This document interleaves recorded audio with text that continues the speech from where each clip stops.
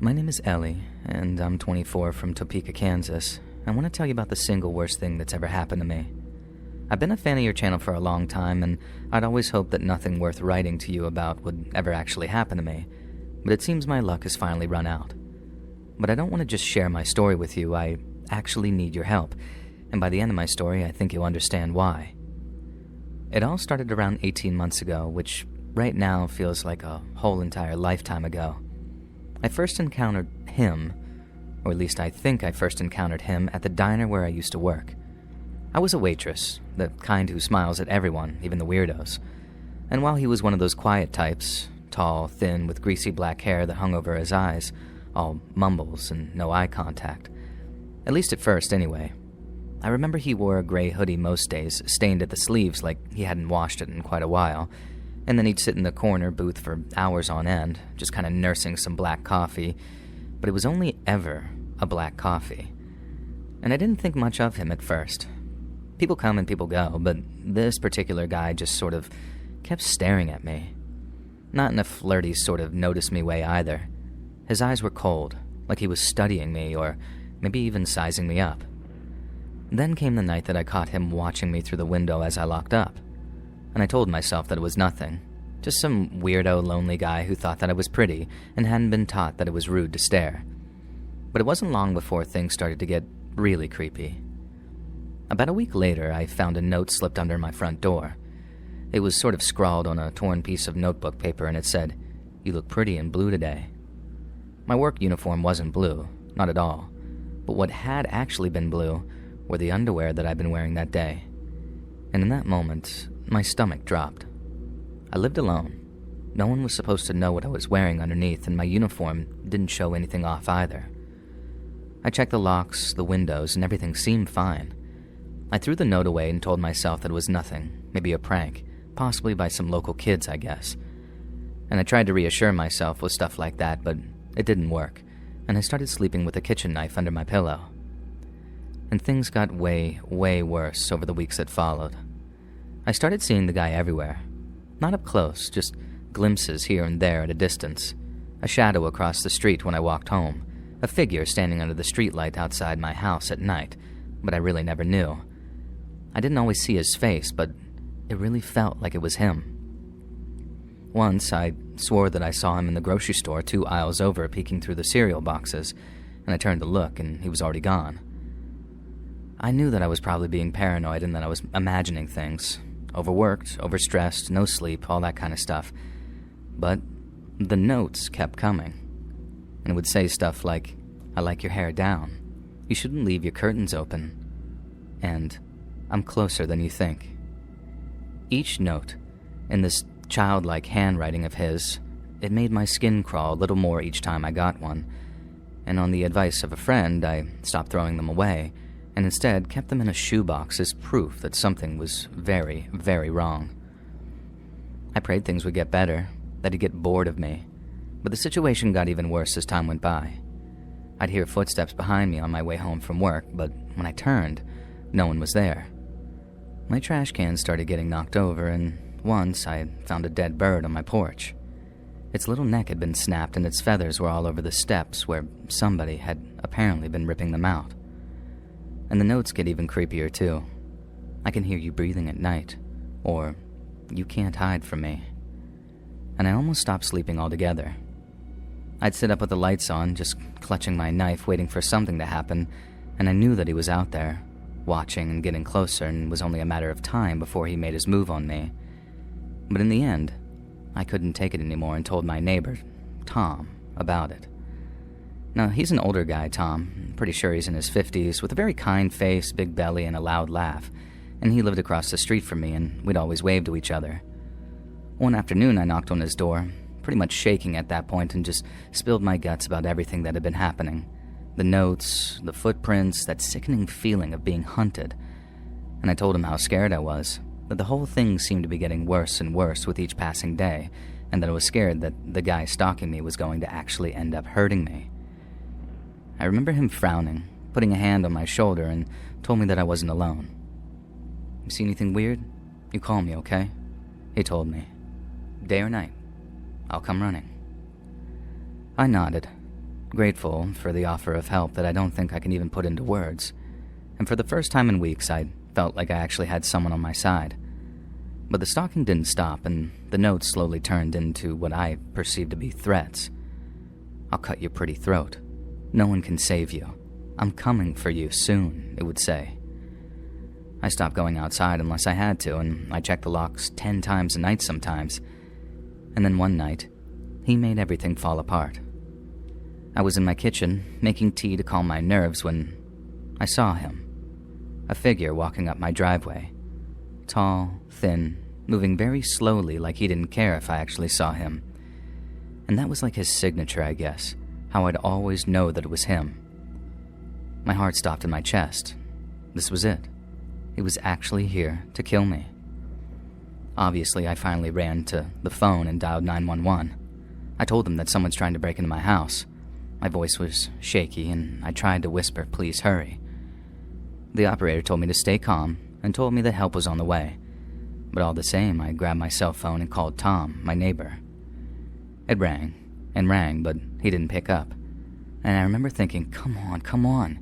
But I still got nothing. No answer, no voicemail, no nothing. I hung up, and there was panic starting to rise up inside my chest because I knew the cops wouldn't get there in time, and I was completely and totally on my own. I had a gun, a little handgun my dad gave me when I moved out, and I've never used it, but I kept it loaded on my nightstand. I grabbed it, my hand trembling, and crept to the top of the stairs. The house was quiet, but I could feel him out there waiting. I crouched in the dark, gun just pointed at the front door, praying that the cops would show up first. And these minutes dragged by. My palms were sweaty, slipping on the grip of the gun, and then out of nowhere, bam. The door flew open, kicked hard, splintering the frame before a shadow stepped inside very quickly. And in that moment, I didn't think. I just screamed and pulled the trigger. 3 shots, loud and sharp, making my ears ring. This person grunted and fell, sprawled on the floor. I dropped the gun, and I was shaking like I'd never before in my entire life before I stumbled down the stairs. The lights were off, and I could see blood pooling on the hardwood floor, and there was lots of it too. I flipped the switch, feeling this sick kind of relief and knowing that my problems were about to be buried 6 feet deep. But when I flicked that light switch on, my entire world had fell apart. It wasn't the stalker lying there, bleeding out in my hallway. It was my neighbor, Tom. His kind face was pale, his chest torn open from the bullets, and he'd been holding a flashlight, not even a weapon. And I remember sobbing before falling to my knees. I cried out that I was sorry, that I didn't know. And he was just wheezing, blood bubbling at his lips as he struggled to breathe, and then he just went still. I pressed my hands to his chest, trying to stop the bleeding, but it was too late, and he died right there. And when the police arrived minutes later, I was still screaming, covered in Tom's blood, trying to revive him before they pulled me off. Paramedics rushed him to the hospital, but I already knew that there was no saving him. After I explained everything that had happened, the cops put me in handcuffs and took me to their station, and I told them everything. About that stalker, about the notes and the threats. I showed them the shoebox full of all of this evidence and felt totally vindicated in doing so too, because it all made keeping that box of cursed paper finally worth it. I told them that I thought my stalker was at the door, that he'd come to kill me, and that I didn't think Tom had seen my calls, let alone piece together what was happening. They listened and wrote it all down, but then instead of being sympathetic, their face was very cold, like they didn't believe me. They later told me at around 3 a.m. that Tom died on the operating table, and all I could do was sit there in that cold interrogation room, feeling completely numb, and then I cried until I couldn't anymore. The police searched my house, my yard, the whole neighborhood. They looked into the stalker, asked me for his name, description, really anything, and I told them what I knew, that he was tall and thin with greasy hair and a gray hoodie. And they checked the diner's security footage, asking my coworkers about him, but no one but me could remember seeing this guy or really have any inclination as to who he was. They went through the notes, the footprints, the dead bird, but when they came back, they said that the handwriting on the notes matched my handwriting. The footprints matched my own boots, And as for that bird, they said that I could have just done it myself. There's no evidence of anyone else, they told me. Just you. And they sent me to a psychiatrist. She's been a stern woman with glasses, scribbling notes while I talked. I told her that I wasn't crazy, that my stalker was real, and that he'd been after me for months on end. She'd asked about my life, my job, and my family, if I was lonely. I said I was fine, that I was just scared, but she didn't believe me either. And then after days of tests, they decided that I really was crazy. Delusional, they called it. Unfit to stand trial. And they said that I made my stalker up, that the stress of living alone and working almost constantly broke me down, shattered my mind, and turned me into what became a killer. They then locked me in some psych ward instead of a jail, a place with white walls, padded doors, and nurses who now look at me like I'm some kind of monster. But I'm not crazy. My stalker was real. I've seen him with my own eyes. I felt him watching me. The notes, the threats, they weren't in my head. They couldn't have been. I didn't kill Tom on purpose. I swear to Jesus Christ in heaven that I thought that he was my stalker come to finally kill me, or worse. I thought killing him meant saving myself. But now he's dead and I'm trapped here, either drugged up or tied down and watched every second. And they won't listen. None of them will ever listen.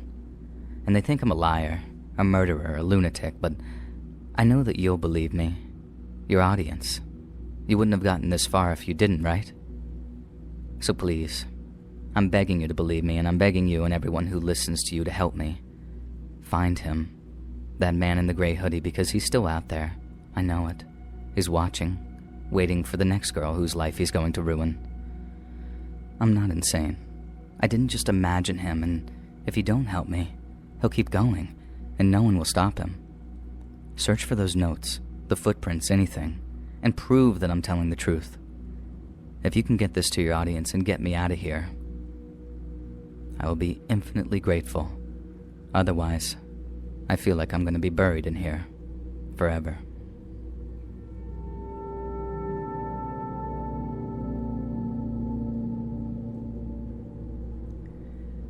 In 1988, I was 8 years old, a Mexican-American spending the summer in Mexico. My dad had warned me since childhood that it was dangerous to be out in the fields or graveyards alone, especially at night. I grew up with a fear that magic was real and alive in Mexico, particularly out in the countryside. That night, it was dark out. No electricity, only oil lamps, and I didn't know how to work one. So I just sat on the front porch in the moonlight, listening to the bugs. They were louder than usual. And then, I heard footsteps. More than one person very close. There was no way that I could have missed them when they were further away. I looked around, beginning to panic. I didn't hear any voices or any banter, just shuffling. And it got louder and it sounded like a mob. I jumped up and ran inside, tripping a few times, psyching myself out like I was suddenly in a horror movie where every stumble meant certain death. I slammed the door shut and locked it, grabbed the fireplace poker lying next to the doorway and ran into my room. No lock on that door. My window faced the moon, lighting up the room enough for my eyes to adjust. And I stood there, poker held short like a baseball bat, staring at the door for a long time. But there was nothing, and the silence made me feel slightly at ease. I walked over to my bed, about to let myself fall into it, when I glanced at the window at the last moment. There, draped in a headscarf, peering in, was a woman. I landed on my bed with a jolt, feeling suddenly vulnerable, and my grip loosened on the poker, and she was still staring at me. Then she started showing her teeth, but she wasn't smiling. My God. Then a bearded man appeared from the other side, whispering something to her. He noticed her staring into the window, then turned and saw me, and his face changed. He bared his teeth too. What were wrong with these people? Too scared to shout, I stayed frozen. Everyone in the house was still asleep, and the man lifted his hand and started pressing against the window, inspecting it. He tapped on the glass, lightly at first, and then harder, and it looked like he was about to open it. What do I do? Holding my breath, I just waited. If he broke the window, I was done for. I felt like they were about to drag me by my ankles all the way to hell. And then, common sense kicked in. I remember the poker. I grabbed it and ran to the window, swinging as hard as I could, and that poker smashed against the pane closest to the man and the glass shattered, and I instinctively squeezed my eyes shut from the shards and noise, and when I opened them again, I could hear them running away. The wind was blowing through the broken window, and there were crickets outside as well. The lights flicked on in the house. My dad and uncle rushed into my room asking what I'd been doing, and then they saw the broken window. My dad flipped out, started shouting, and asked me what the hell I was thinking, and all I could say in English was, "There were people outside. They were staring at me." And his eyes immediately went wide, and he shut up. My uncle looked confused. He didn't speak English, and my dad grabbed me by the elbow and barked at my uncle to wake everyone up and get them into the kitchen. My uncle started shouting, telling everyone to hurry, and of the 10 family members, 6 ended up in the kitchen. The other 4, my dad, uncle, and 2 older cousins, went outside armed with a hunting rifle, an old service revolver, and a couple of shovels. They were gone for maybe 10 minutes, but it felt like eternity. Inside, I tried explaining to my mom and the other women what had happened, and gossip started. My aunt started stirring things up and smirked and told the kids that it was La Llorona and her husband, and that freaked me and my younger cousin out. Mom and my other aunt shut her down, saying that she was being ridiculous, and then the men came back and nothing, and they'd check again in the morning.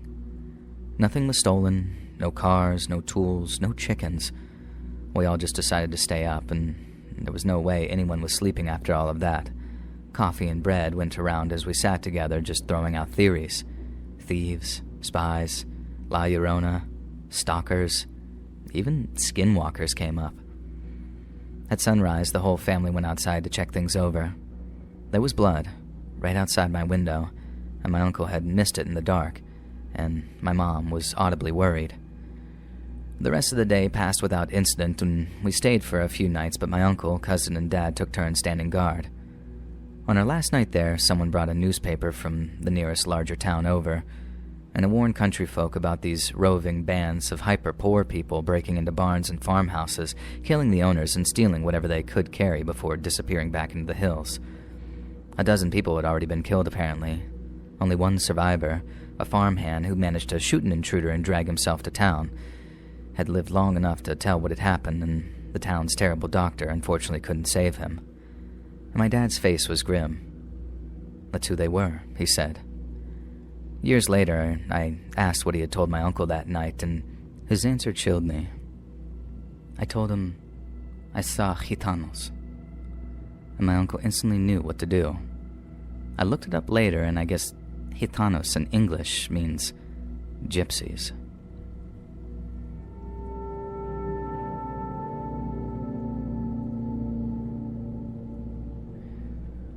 When I was 18 and newly graduated, I ran into some issues with my attempts to enroll in college and also had a hard time finding a job in my area in the meantime, which led to me having to sign on at the job center. They determined that I was too shy to succeed in interviews and placed me in a group that was supposed to teach interview skills in order to fix that. The group ended up ultimately being a complete waste of time. I honestly think that they put me in the wrong group or just needed an extra member and made an excuse to throw me in to make up the numbers, but that's not really relevant to the story. And the other group members didn't do much to help with my shyness either, since they were all men who were at least 4 decades older than me and obviously didn't share any of my interests. Unfortunately, I ended up gaining the attention of the one member I wanted nothing to do with. I don't actually remember the man's name at this point, but I think it was something generic, like John, so that's what I'll call him.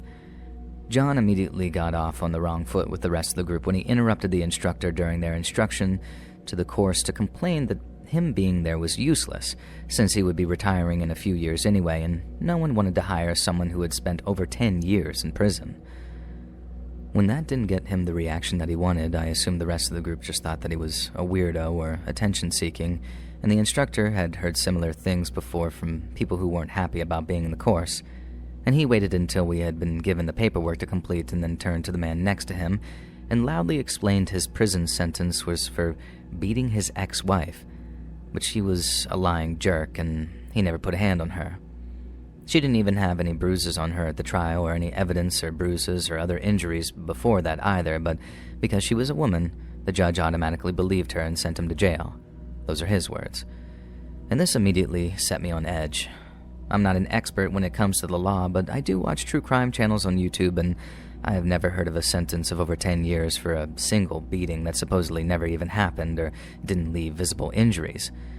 Either John was lying and had severely beaten his wife to the point of putting her in the hospital, or he had been arrested on other charges and was covering up what he actually went to prison for. And I immediately decided that I wanted nothing to do with him regardless of which one it was, and would avoid interacting with him as much as possible outside of just polite hellos and passing him things if he asked. And like I said before, I didn't really interact much with the other members of the group at all because of their ages. I attended the first half of the meeting in the morning, spent the dinner break in the library while the men all snuck off to the pub, and then went home immediately after the second half was over. No one ever asked me how I spent my breaks, and since the pub and library were in opposite directions and couldn't be seen from the front of the building where the group met due to the way that the streets were arranged, there should have been no way for any of them to know where I'd been, and that made what happened next even more worrying. About halfway through the course on one particular day, I bumped into a friend during my dinner break and decided to put off visiting the library until after the course was over so I could catch up with them instead. When I finally got around to it, I spent at least a quarter of an hour there before heading to the desk to check out my books. I ended up being drawn into a conversation with the librarian who had noticed that I was checking out books related to a franchise that he also enjoyed, one that was getting a new movie the following year. There were only a handful of other people in the library, so I didn't see anything wrong with chatting with a friendly man around my age who shared my interests after 8 hours of boredom and paperwork. We'd been talking for another quarter of an hour when he suddenly glanced over my shoulder, looking confused and concerned.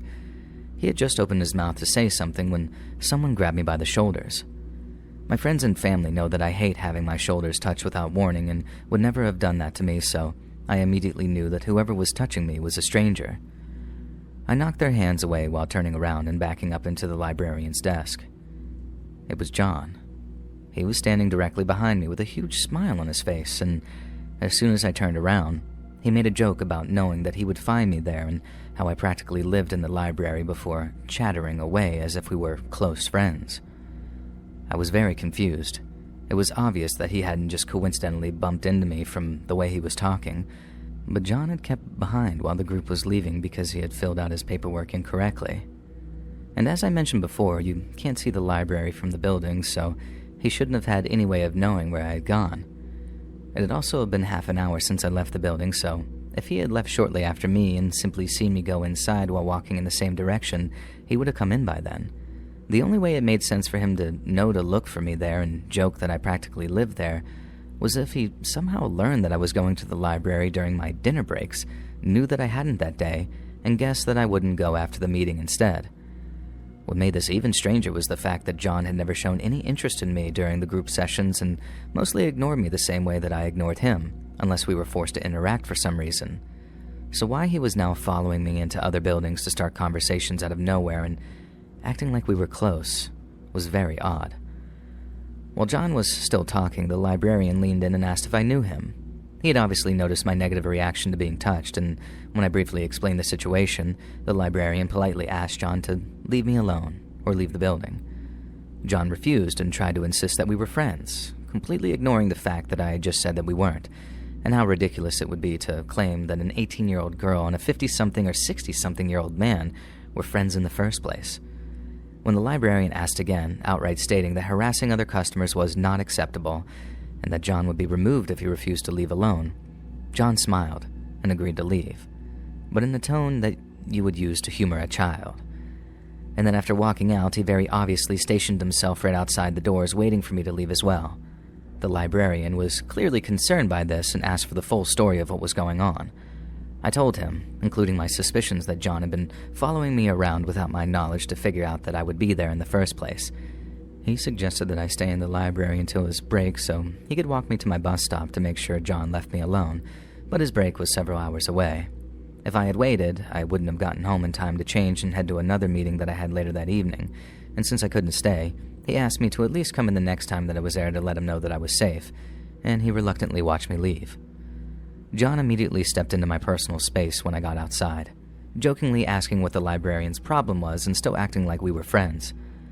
I tried to walk around him without answering and head to the bus station to go home, but he grabbed my arm and reminded me that there was a closer stop for our bus.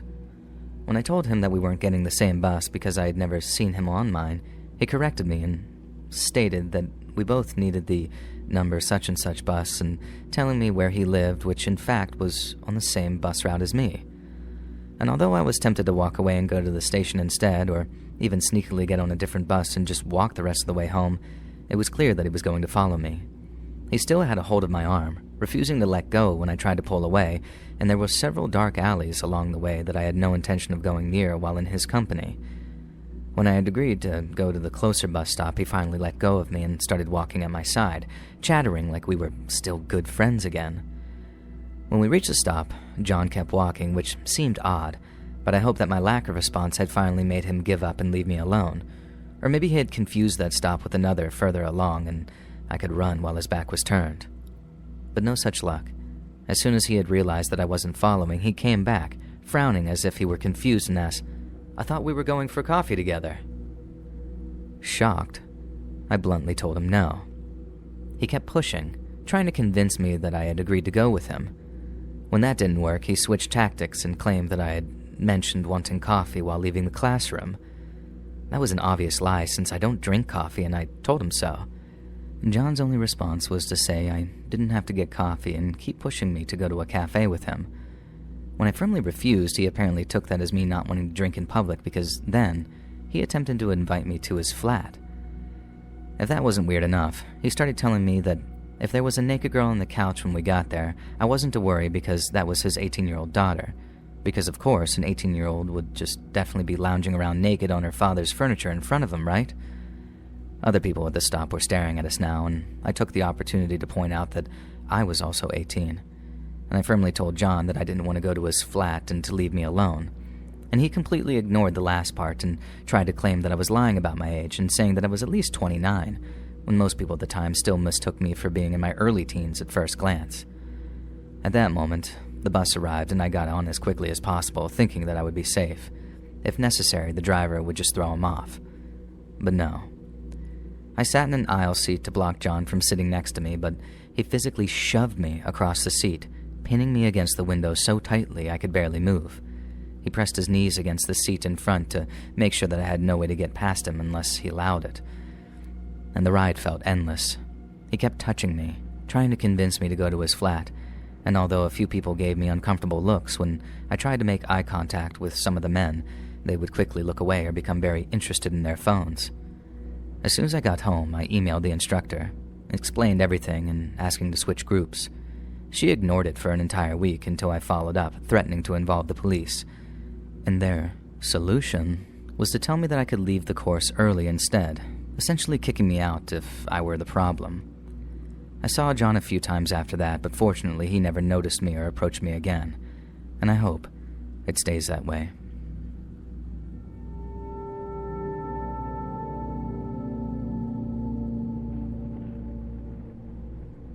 My husband joined the military back in 2012, and we got our first station in 2013. Shortly after working out at the military base gym, I started to notice this creepy dude was active duty and would always show up at the same time I did, and he would just stare at me and smile. He was tall, athletic build, balding a bit, nerdy, and I would guess maybe in his 30s. I personally was in my early 20s at the time, and he ended up approaching me a few times trying to make small talk, but I told him how my husband was the one active duty, hoping that he'd get the hint. I realized that I never asked this guy's name, and he never gave it to me, and I didn't care to know because he creeped me out. This later turned out to be a mistake, and you'll see why. After 8 long years of going to this gym, the dude was still there every day staring at me. I was a personal trainer and left my business cards at the front desk of the gym. This is important for later. And after my husband ended his enlistment, we decided to stay in the States instead of moving back to our hometown. We found a rental house in the next town over and were so excited to start our civilian life. My husband was told that he'd be starting night shifts as a contractor for IT work, and I wanted to follow the same schedule so we wouldn't have issues with sleep. I ended up converting our living room into an awesome gym, complete with commercial equipment, This allowed me to work at night from home and train personal clients privately, kind of like a training studio. I was tired of giving gyms a portion of my paycheck while working for them. And during this time, our schedule was as follows. My husband would leave for work at 11 p.m. and work until 7 a.m. We'd stay awake while I trained clients at home from 5 a.m. to noon and then go to bed at around 2 p.m. and sleep until around 9 p.m. I was signed up through a company called Find Your Trainer, where clients could find trainers online in their area, and the company would schedule them for sessions with me, and they would prepay through the website, and it was essentially a scheduling service. One day, my phone chimed with an email saying that I had a new client scheduled for Wednesday who had purchased 6 sessions. I was excited to be making some money and watching my business grow, and when the time came for the client to show up, I was nervous but overall excited. The doorbell rang, and what do you know? It was him. Because he had signed up through Find Your Trainer and not directly with me, I had no choice but to train him. I hoped that it wouldn't be too awkward, but I couldn't understand why he was willing to pay me $63 per session when he was clearly in shape and knew what he was doing at the gym. I started the first session with an arm workout, but I felt like I was wasting my time. It was obvious that he already knew how to work out, and that irritated me. I got into training to help people who actually needed assistance in transforming their health and body, and the whole session was awkward, and at one point he commented on how nice I looked that day, and I forced a smile and said thank you. For the next session, I planned to train him on back day, and as I demonstrated a lat pull down to his 6'3" body, while me being only 5'0" myself, I felt self-conscious and just wanted to get it over with. Then he told me I was doing it wrong and asked if he could show me. I was offended, considering I was the trainer in this situation, but I tried to remain professional. As I began to get up from the bench so he could correct me, he swooped in behind me and reached around to grab the handle above. But on the way to the handle, he grabbed my boob. I quickly jumped up and told him that was inappropriate and that the session was over. And that night, I texted him, saying I needed to terminate his sessions due to inappropriate behavior, and he simply responded that he understood. About 3 days later, I was up at 3 a.m. reading a book in my muumuu when I heard a noise outside. I froze and my heart began racing. Surely not. I didn't own a gun at the time and I didn't have a dog, just a parrot that liked to cuss everyone out and 2 cats. I got up and peeked through the blinds and saw a man's foot disappearing around the corner as our shed flew open. I freaked out, grabbed a butcher knife and called 911, telling them that someone was trying to break into our house. The cops arrived and searched the property but couldn't find the suspect. Several of my husband's tools had been stolen from the shed, and I filed a report and asked the police to contact the HOA to check the security cameras to see who had entered the neighborhood that night. A few days later, the police called me back with an update. They had spoken with the HOA, and as it turned out, their cameras were decoys. And that evening, we went to Walmart, and as I was entering, I saw my former client leaving. He glared at me. I couldn't help but think that it wasn't a coincidence. I had gotten rid of him without a refund, and now my husband's tools had been stolen. Surely it was him seeking revenge. The following week, my husband took me to buy my first gun and a German Shepherd. And now, it's 2025. My husband just got back on night shift yesterday, and we now own a home in a nicer neighborhood with a solid security system, but I'm always on edge, hoping that I never run into that weird stalker guy again.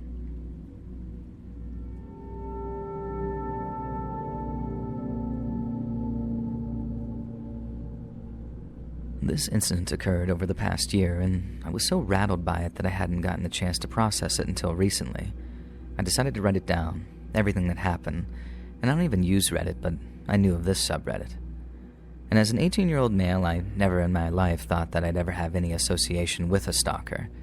In the media, stalker stories are always portrayed as some creepy bottom feeder becoming obsessed with a sweet but clueless girl and slowly invading every aspect of her privacy. My encounter with a stalker was far different, however, and it occurred during the first time that I was ever on my own. The incident was pretty lengthy, and as a result, this recounting of it will be as well.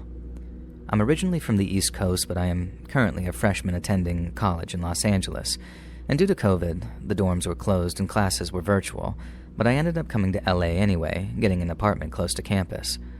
I was really excited to move across the country, live on my own in a new city, and get a taste of adulthood for a year. I wasn't completely alone, though. I had friends from the past who also ended up in Los Angeles, and my friend Tommy was a close friend that I had made at camp years ago, and he attended another college in LA. My other friend Felix was also from the same camp, and back in the day, the three of us had been very close. Felix had decided to take the year off to make music with his friends in Los Angeles. My apartment building was only about 8 buildings down from Felix's. However, with my packed weeks and free weekends, our schedules were nearly opposite. His weekends were busy with work while he had relative freedom during the week, and as a result, I ended up growing particularly close to Tommy. We would alternate who visited whom during the 20-mile Uber ride between us, keeping this in mind. And oftentimes, Tommy and I would hang out with Felix and his other friends whenever Tommy came to my area of the city. And with all of that background, you should have a good idea of the context in which this incident happened. My apartment was about a 5-minute walk from a downtown area with restaurants, grocery stores, coffee shops, and boutiques. When I first moved in during the fall, I took advantage of the pleasant nights, so different from my home's often harsh climate, by taking long walks through the well-lit and populated streets to explore and get familiar with my new neighborhood. LA is a beautiful city with a dynamic culture and unbeatable weather, but it also has the constant and often harsh reminder of homelessness, many of whom suffer from mental illnesses and drug use and have been pretty much discarded by society. I have grown to despise the indifference that people showed toward them, avoiding their eyes at all costs as if their life depended on it. And during my first week, I was crossing a major boulevard when I noticed a man who appeared to be homeless in a wheelchair, with one of his wheels caught in a deep pothole. He wasn't making any noise, but he was flailing frantically. I was far behind him and couldn't believe that people were just walking past him, looking down at their phones as they passed by. I wasn't even going to make it across the street myself before the light changed, but I expected that surely someone would help him. Still, people passed by without acknowledging him. I was so frustrated that I ended up yelling to the people ahead of me in the crosswalk, only to get a middle finger back. I asked the man if he needed help. He didn't speak, he just kind of nodded. He was crumpled into what seemed like a wrinkled but finely made tuxedo jacket, and I could only see his frizzy blackish-gray hair thrashing in the folds of his clothing. I freed his wheel from the pothole and quickly wheeled him across the street. As I got him onto the sidewalk, he abruptly turned to me, bringing his face only inches from mine. I pulled away, both because he was way too close in the middle of a pandemic and because of his startling appearance. His skin was a deep, worn tan with sun wrinkles, like the kind that you'd see on old people at a Florida beach, forming what looked like a mask. His eyes were sunken deep into his head, completely vacant, and it didn't even feel like he was looking at me, but through me. "Get away," he growled in a voice so raspy it didn't even sound human. I just scoffed at the man and continued walking, assuming that would be the last I'd ever see of him. After all, in a city of 4 million, I pass hundreds of strangers daily whom I will never see again. And I continued with my life for some time and had forgotten about him entirely, but unfortunately, that didn't last long. I walked to the grocery store. I had to pass through an area with a lot of foot traffic. One afternoon, I spotted the man far in front of me walking oddly. It wasn't exactly a limp, it was almost as if he were drunk. As I got closer, I recognized those blank eyes and frizzy hair. There was no wheelchair in sight. Something about him raised major red flags in me. Maybe it was the vacancy in his eyes, or just some gut instinct telling me to get away. I tried to reserve judgment because I figured that he likely had a mental illness, and I was hoping to pass him quickly without acknowledgement, but as I got beside him, he stopped walking, causing me to momentarily pause, and a shiver ran down my spine. I smiled at him quickly and kept walking. After that, I saw him many more times. Every time he would turn in my direction, and I learned to ignore it and barely registered it. Eventually, he disappeared for a while, and I foolishly thought that was the last of him. Months after I stopped seeing him, Tommy was supposed to come over to my apartment. We were planning on picking up alcohol before heading to Felix's place to hang out, and as we were about to enter the liquor store, I spotted the tall man in the tuxedo jacket standing at an intersection several feet past the store. I was somewhat disappointed that he had returned, but it wasn't the end of the world, especially because I was with Tommy and had learned to ignore him. I didn't even bother explaining the situation to Tommy. We had just checked out and left the store, turning left toward a nearby intersection away from where I'd originally seen him, and guess who's standing at the crosswalk? My heart sank, knowing it would only be the three of us waiting for the cross sign to change. Tommy was talking to me, completely naive to the situation, but I could see the man beside him turn toward us. Tommy saw my face change and turned to the man. He quickly turned back to me, giving me a look after seeing the man's face, and the sign finally changed and we walked quickly across the street. Tommy continued talking to me, but at that point I was pretty rattled. Up until then, I had never had such direct, prolonged contact with a man. "Are you good?" Tommy asked me, and I explained to him that I had been seeing that man everywhere, all across my area of the city, and that every time I saw him, he'd stare at me. Tommy didn't really take me seriously and clowned on me for being so worried. We got to Felix's house, and while Tommy soon forgot about the incident as we hung out, I didn't. We all got fairly drunk, but I couldn't shake this sort of nagging sense of dread. And eventually, at around 2 a.m., Tommy took an Uber back to his apartment, and many of the guys were heading to bed. I was still quite buzzed, and for the first time, irrationally afraid to walk home that late, despite having done it dozens of times before. I tried to comfort myself by remembering that I had only ever seen him in the commercial area, not in the residential blocks around where we were. There were 2 cross streets between our buildings, and the walk usually took about 2 minutes. That night, I was particularly paranoid and hurried.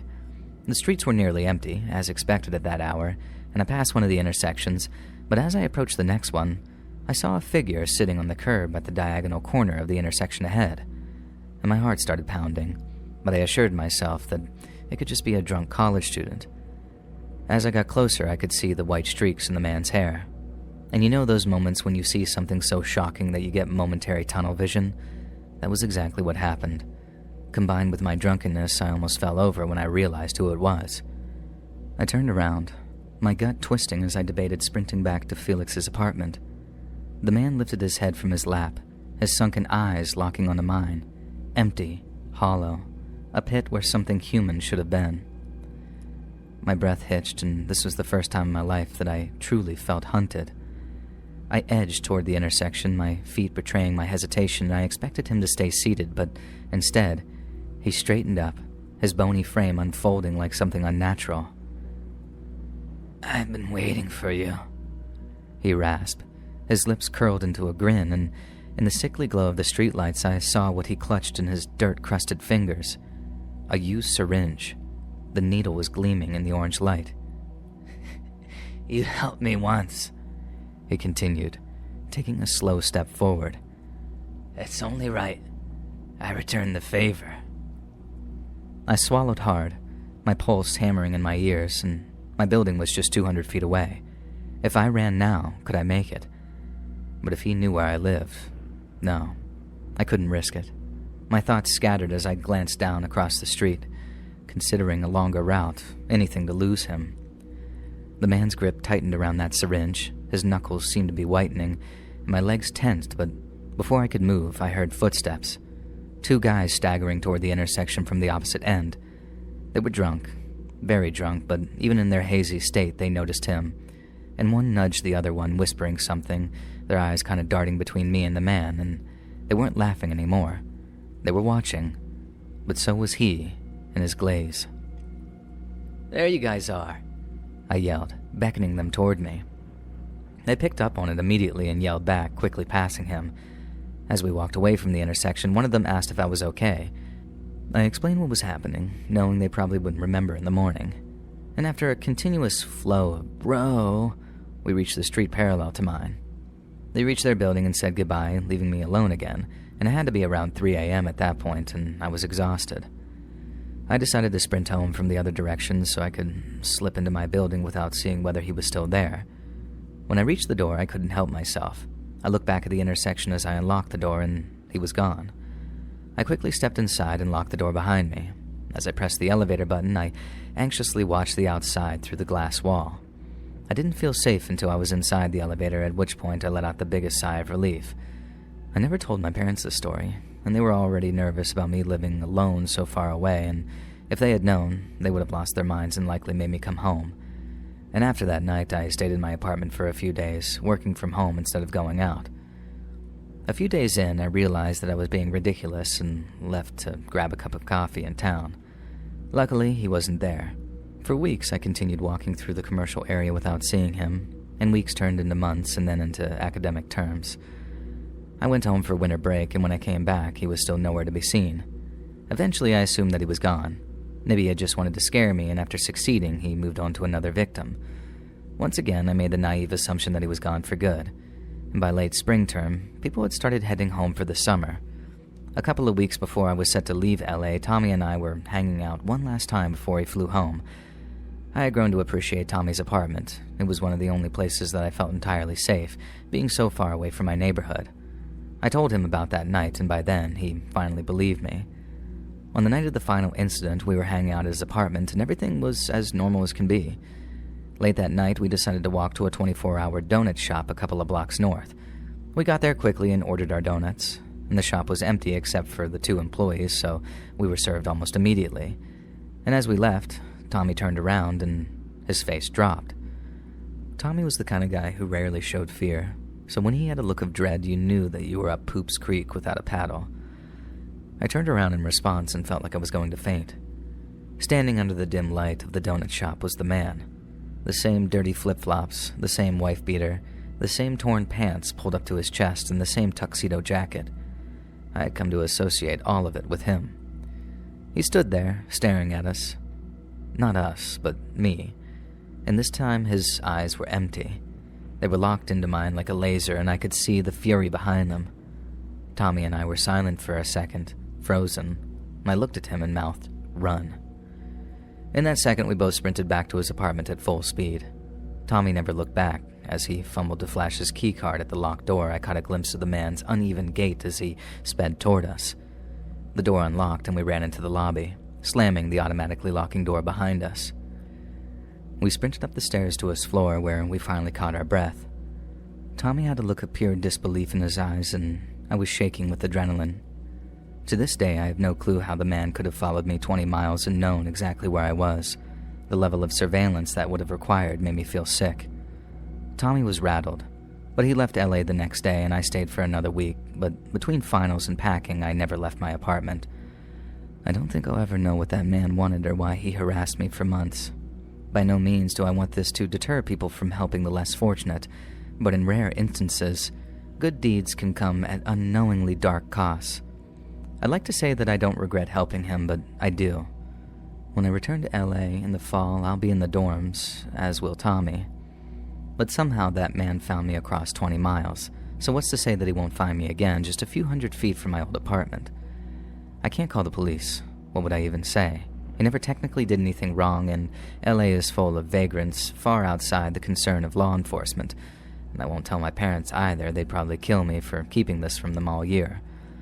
All I can do is wonder what will happen this fall, and I guess only time will tell.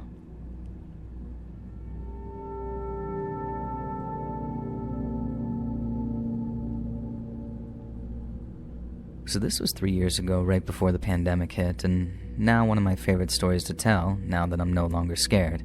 I've moved 1,000 miles away, and a few years' time has passed. So my husband was in the military during this time, and I was a housewife due to work being hard for me to get in my area that I was in, as I can't drive and lived off base. Well, any military person knows that a military schedule is pretty darn predictable, and much of our lives ran on an easy-to-memorize routine. And to make matters worse, my husband was often gone for long hours. For about 2 to 3 months, I had been seeing this guy wandering around my home, peeking in windows. Honestly, I didn't originally think much of it beyond being weirded out. We didn't have anything that would interest a robber. No TV, a single 7-year-old computer, a broken couch and table, and a mattress on the floor. Literally nothing expensive in our home beyond a gun that was locked up in a safe that might have looked like it had valuables. But that's a lot of work for what looked like a home of people living in poverty, so I didn't think anything of it. Yet he kept coming back when my husband was gone. I'd seen him every few days or hear him due to my normally super sweet cat at the time hating him, hissing and yowling when he saw him. So I'd know that he was there when I'd hear my cat making an angry fuss. Well, one day I went out with my husband, and I guess I didn't lock the door properly or something, as our lock could be a bit finicky and I was running late. According to our normal schedule, I would have gone to base with my husband for a family mandatory fun event and came back home alone in an Uber while my husband stayed at the base to work or hang out with his friends. And what ended up happening was that I fell sick with a migraine. I have hemiplegic migraines, so it can actually be pretty serious, and his sergeant told him to take me home and take care of me when he saw me. Now, before I go on, I should probably describe my old home. I live in a 2-bedroom apartment complex in the mountains. It was a massive complex. My home layout was this. My front door led to my kitchen and dining area, and the wall next to my door had another glass door, think a patio, and across from my kitchen was my room. Then you go down the hall and hit the living room, which had another glass door wall next to the fireplace, and finally after that, you go across the living room at the end of the hall and reach our guest room, or my plant room / cat's playroom / guest room, which had yet another glass door. I was literally surrounded by giant glass doors, and outside we had a porch, and on the porch was a storage closet where I usually kept my bike since I couldn't drive due to my migraines and seizures. Now back to the story, now that I've set the scene. When my husband brought me home, again not per our normal schedule, we arrived to find our door slightly ajar. We gave each other a look and went inside anyway, with me mumbling that I must not have locked it properly due to being in a rush that morning. We walked into the kitchen where my husband immediately went to the fridge, looking around for water for himself and me. He then spoke for the first time in the fridge. Honestly, I don't even remember what he said, but a few seconds after he spoke, we heard something. Our porch glass door at the back of our home moved, and we both knew that sound really well since I like to sit on the porch reading for hours, so I was always coming in and out. He grabbed my shoulder and whispered for me to grab his gun from our room. He then grabbed a knife and went toward the living room. I went and grabbed the gun, noticing on my way into our room that our living room glass porch door was wide open. And upon giving my husband the gun and following behind him, I dialed 911 in my panic, saying I had an active break-in. While my husband did a sweep of our home, I walked back down the hall toward the kitchen to see if the intruder had gone around the back to the front, the only way out of the area he went. We lived on a literal mountainside, and one side was blocked off out back. As I was on the phone, I suddenly heard our storage door out back, which we had forgotten to shut, slam open, and my husband and I ran outside where we found the storage door swinging open and just barely saw the same guy who had been spying on me and our home.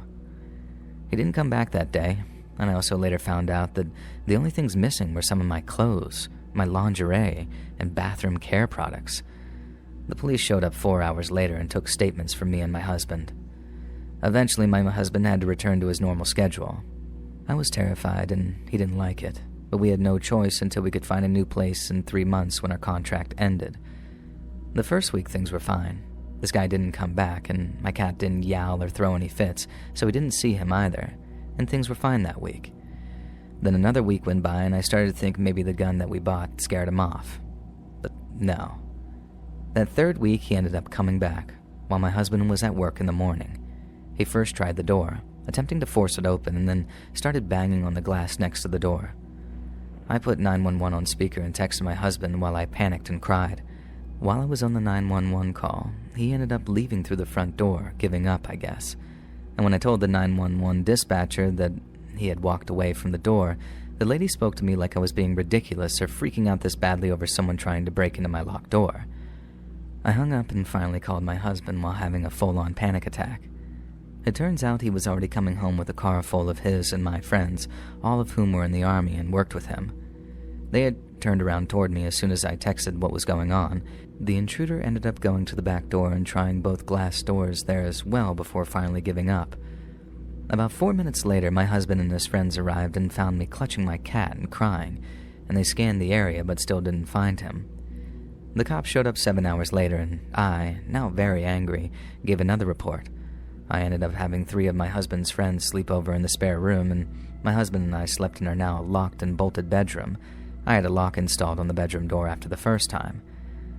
The next day, my husband's friends went out and got cameras, installing them at all of our door and window areas.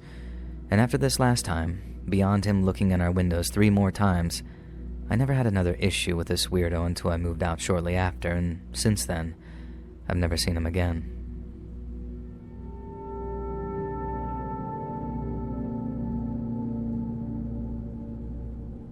It was the month of January, and I had just gotten done with my exams at college. I'm 21, and being in a long-distance relationship, I hadn't seen my boyfriend in over 3 months. Since I had some free time, my boyfriend and I planned this getaway trip to the mountains as it was the prime time to experience the snow.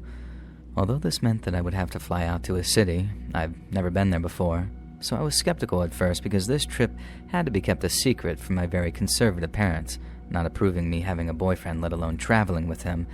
But we were together for 5 years, so I was determined to go. All of my friends knew about this trip and had all the required details. Now fast forward to the day of my flight. I was seated in the window seat next to the fairly older guy, probably in his late 30s. I was on my phone and so was he. He was texting someone back and forth, and I remember thinking how annoying his phone's notification ring was. He gave me a very weird vibe the moment that he sat next to me, and I shrugged it off as I thought that it was just prejudice against him. As the flight took off, I noticed that no one occupied the aisle seat beside him, and I wondered why he wasn't moving up there. One, naturally anyone, whether me or him, would prefer some privacy, and two, in our country, men usually shift or make space for a woman in public settings. The man remained glued to his seat, and I could feel his eyes on me as I looked out the window. Some time passed, and he started making small talk, questioning me. Where are you from? Do you live in the city you're flying to? How old are you? Is your friend coming to pick you up from the airport? And I could start to feel the creepy vibes oozing from his sinister expressions, and I knew that I had to be smart enough to not share any personal information. I lied and told him that I lived in the city that I was flying to, hoping to prevent any chance of him trying to mislead me.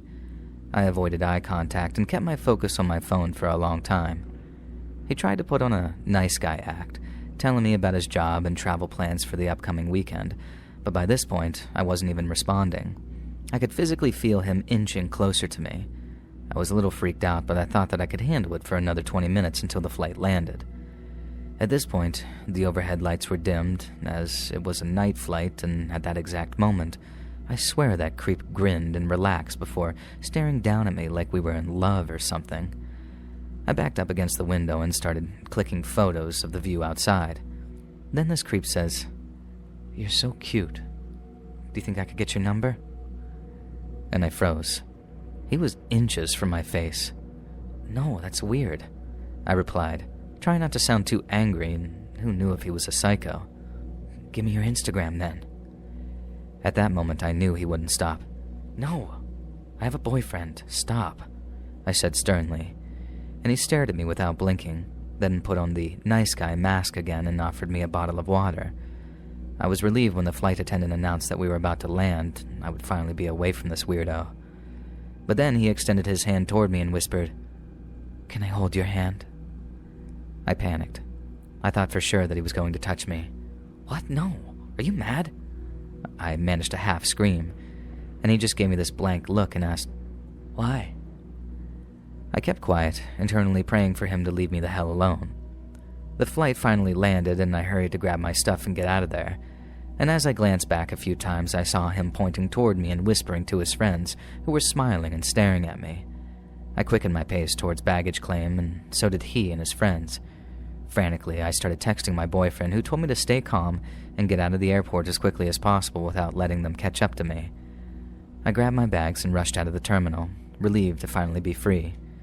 But just moments later, I felt someone begin to touch my hair. I turned around.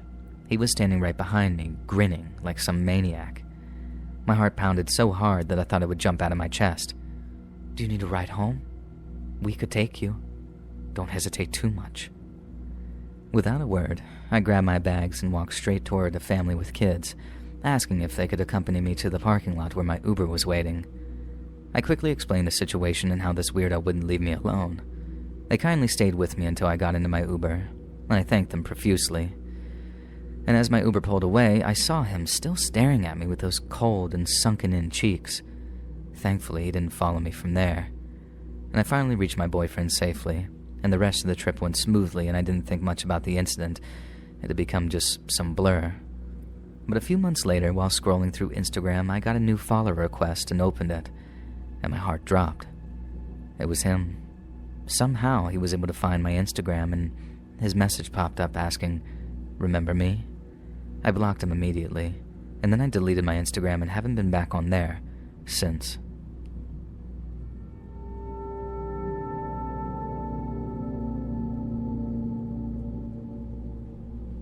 So this has been going on since I was a freshman in high school. I'm currently a senior. My freshman year, I moved schools and started hanging out with a new friend group. 2 friends from that group already lived in my neighborhood, so we'd usually all just hang out at my house.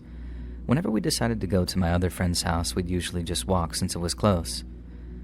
Those friends were just renting their house at the time, so eventually they sold it and bought a house in the same neighborhood.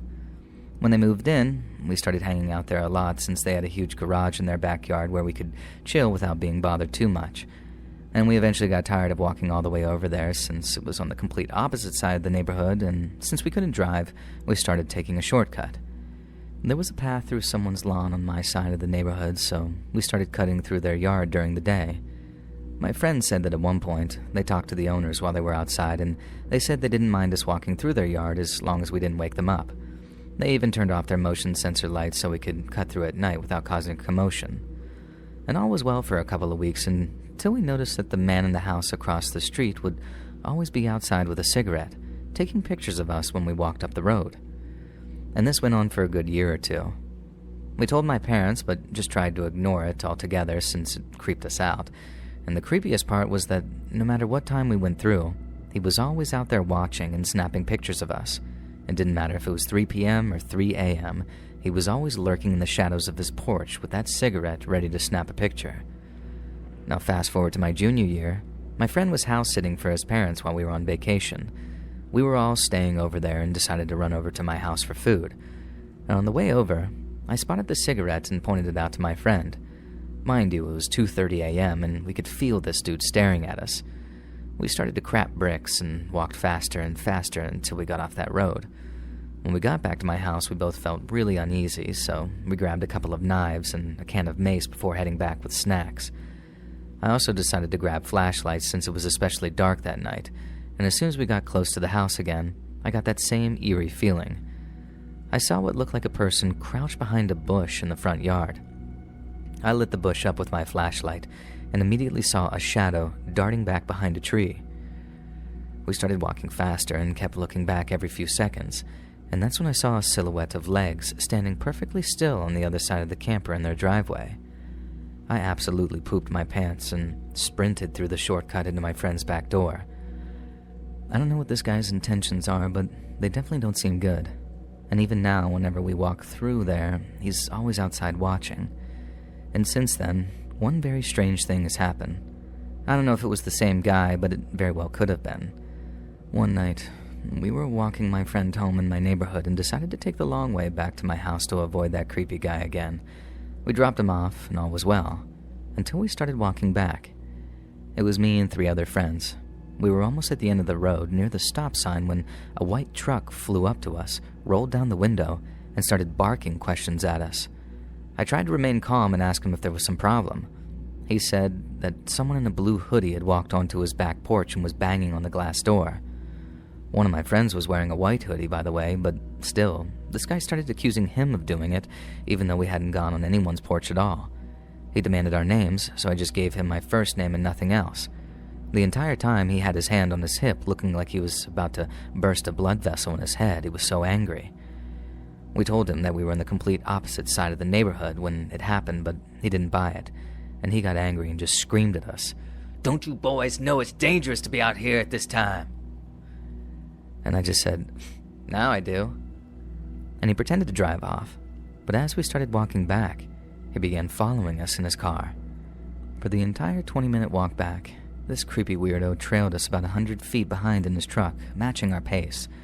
And he followed us down 3 turns all the way to my house, and the moment he saw us go inside, he speeds off. I didn't wake my parents, which was stupid, and in hindsight, I definitely should have, so they could have gone outside and asked this weirdo what in God's name he was doing, harassing us alone at 2 a.m. and stalking us back to my house. I don't know if it was the same guy since he claimed his house was on a different side of the neighborhood, but he could have been lying. Anyone unhinged enough to follow some kids home like that can't be taken seriously.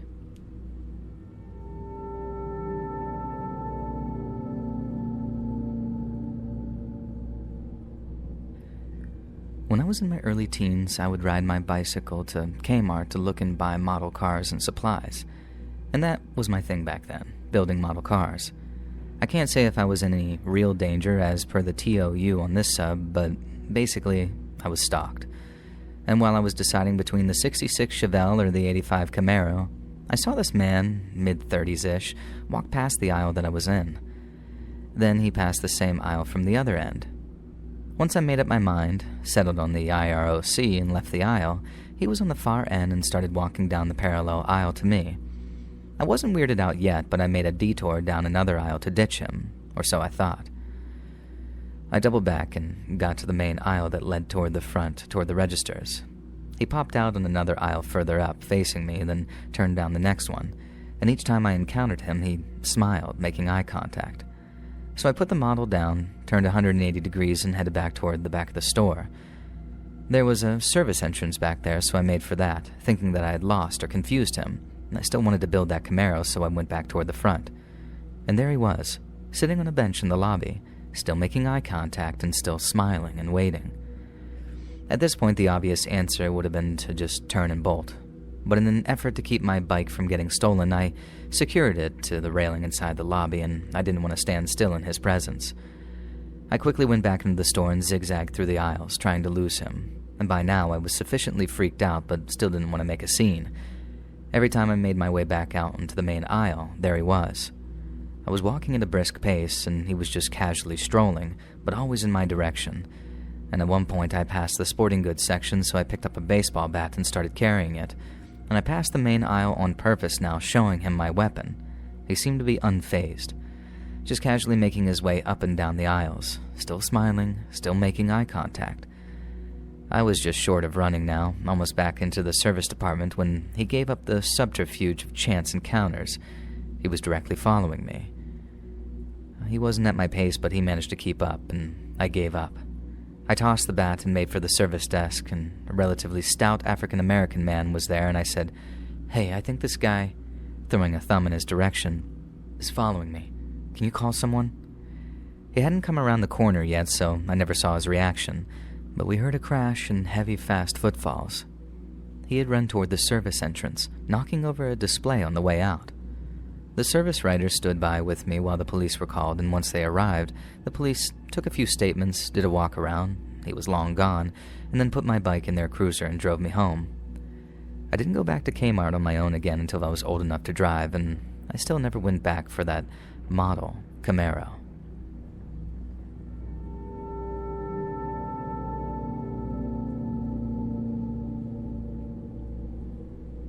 Howard was a senior in my team, and one day during chit-chat he asked me to recommend some colognes to him, as I know a lot about perfumes and fragrances.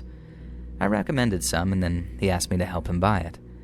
I suggested that it's better to try colognes in person before buying, but he insisted multiple times that I buy my recommendation for him, and so eventually I did.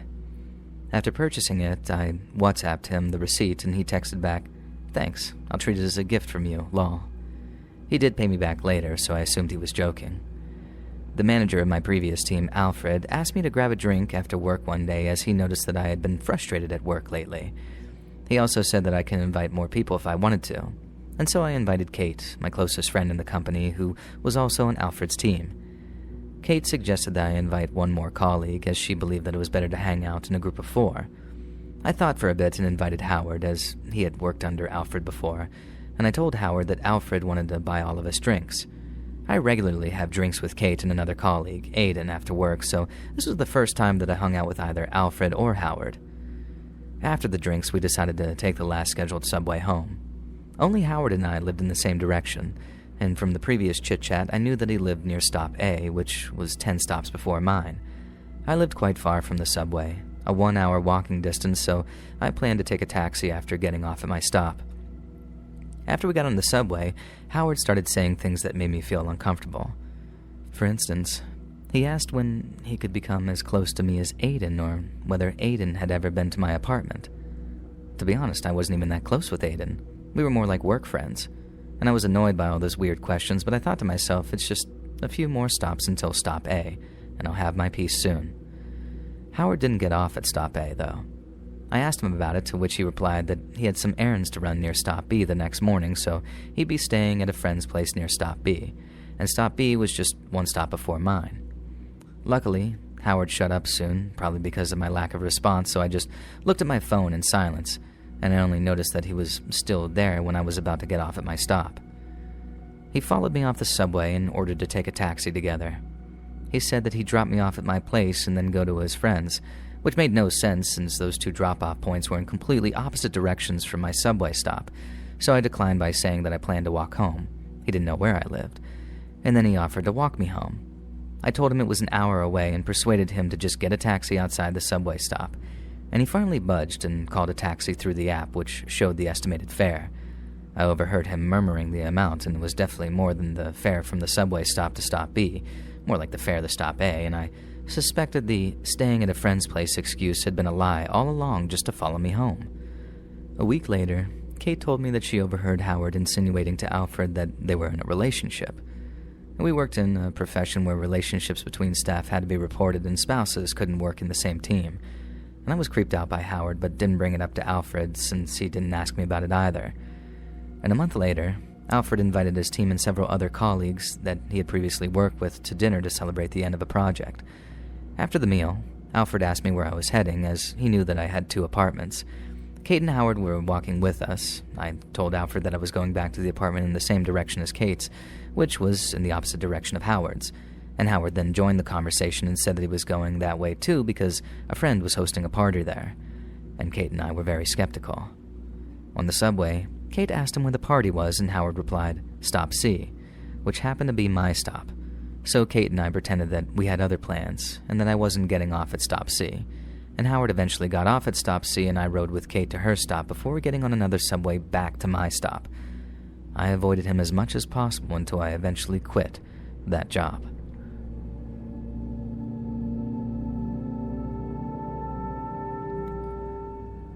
During my 7th grade year of middle school, there was a girl in my class who suddenly took a liking to me. We'll call her Stacy. It was obvious that she liked me, but I didn't care too much about it, especially since at the time it didn't really bother me.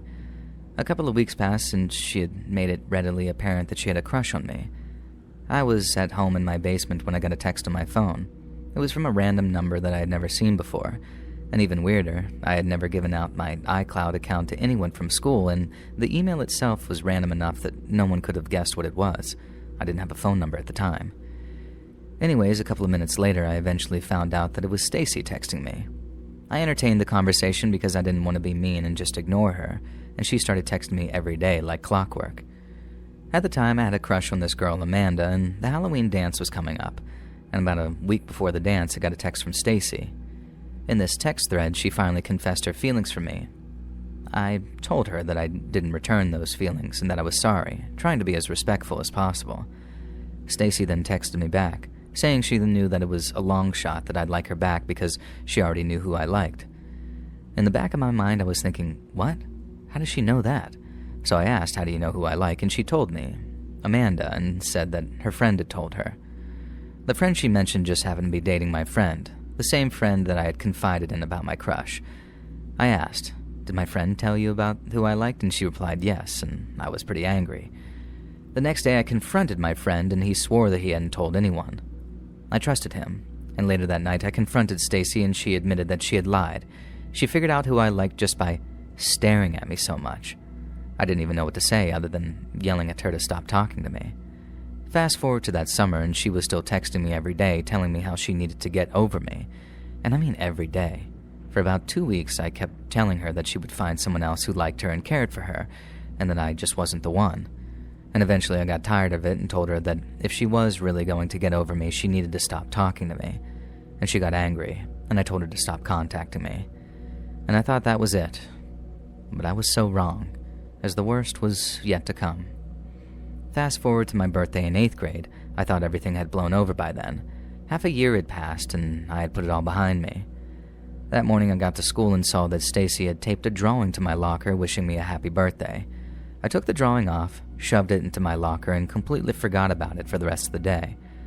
That night, when my friends were over, Stacy texted me and asked why I didn't say thank you for the drawing. I apologized, saying that I had a lot going on that day, and she accepted it and thought that was the end of it. I was wrong. The next morning, I woke up to multiple texts from her, telling me how I was wrong for not saying thank you, and at that point, I had finally had enough and just blocked her. Near the end of the school year, we were assigned an essay about a lesson that we had learned in life. It was a pretty easy assignment, until I realized that we had to present it in front of the whole class. My school was small, with only about 40 kids per grade, and each grade was split into 2 sections, so it wasn't the worst thing to present in front of everyone. Until it was. The day arrived when we had to present our This I Believe essays, when Stacy waddled up to the front of the class and announced that her essay title, Love is a delicate matter, and I thought to myself, God, what if this is about me? And it was. The entire essay, top to bottom, was about her confessing her love for me. And at the end, she completely slandered me, calling me a jerk that was never worth liking to begin with. The worst part, the way word traveled in our school, there were no secrets. Everyone had already known that she had liked me since 7th grade, and it was one of the most embarrassing moments I have ever had to sit through. Not to mention, she got a standing ovation. People were crying, and my friends were laughing their butts off. Even the teachers were laughing. I only had one thought for the rest of the day. What just happened? And I thought that this was finally the end of it. But I was wrong again. A couple of years passed and nothing crazy has happened since until my junior year.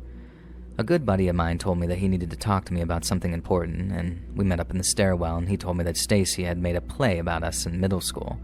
Yeah, a full-on play to present in front of an actual crowd. I was baffled.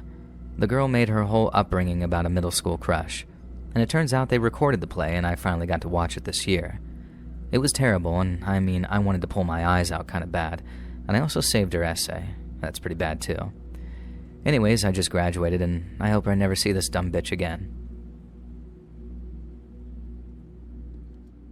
Hey friends, thanks for listening. Click that notification bell to be alerted of all future narrations,